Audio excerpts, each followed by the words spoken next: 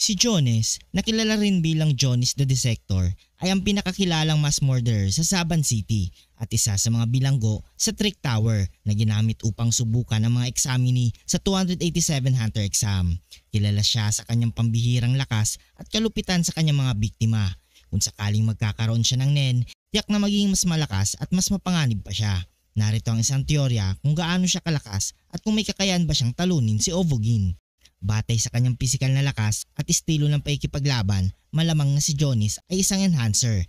Ang mga enhancer ay nagpo-focus ng kanilang nen upang palakasin ang kanilang mga pisikal na kakayahan. Sa ganitong paraan, mas magiging mas malakas ang kanyang mga suntok at tibay ng katawan.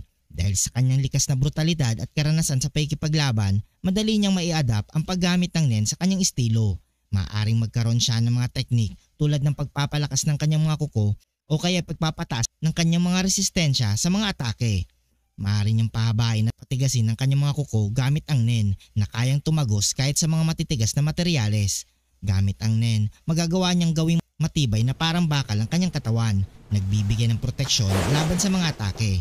Maaring may kakayahan din siyang pabilisin ang kanyang paghilom mula sa mga sugat na magbibigay sa kanya ng mas mahabang tibay sa labanan. Si Ovogin ay isa rin enhancer na kilala sa kanyang napakalakas na pisikal na lakas at tibay. Subalit malamang mas malakas pa rin si Ovogin kung pag-uusapan ng kabuuang kapangyarihan ng nen. Si Ovogin ay nagkakaroon ng mas malawak na karanasan at pagsasanay sa nen, kaya't ang kanyang mga teknik ay mas pino at mas malakas. Kung maglalaban si Jones na may nen at si Ovogin, narito ang ilang mga konsiderasyon. Bagamat malakas si Jones, malamang na hindi niya matatapatan ang brute strength ni Ovogin.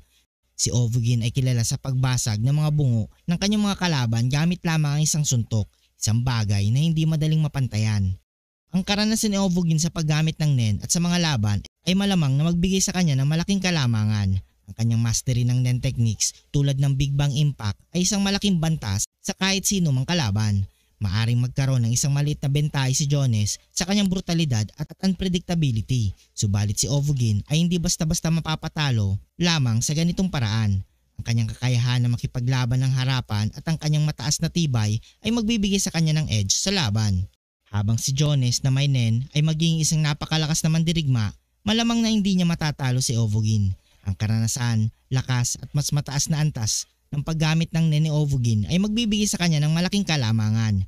Si Jones ay maaring magbigay ng isang magandang laban, subalit sa uli, si Ovogin pa rin ang mananaig. Kung nagustuhan mo ang video ito, huwag niyong kalimutan mag-like at subscribe and hit the notification bell button para updated kayo palagi sa ating video. Maraming salamat.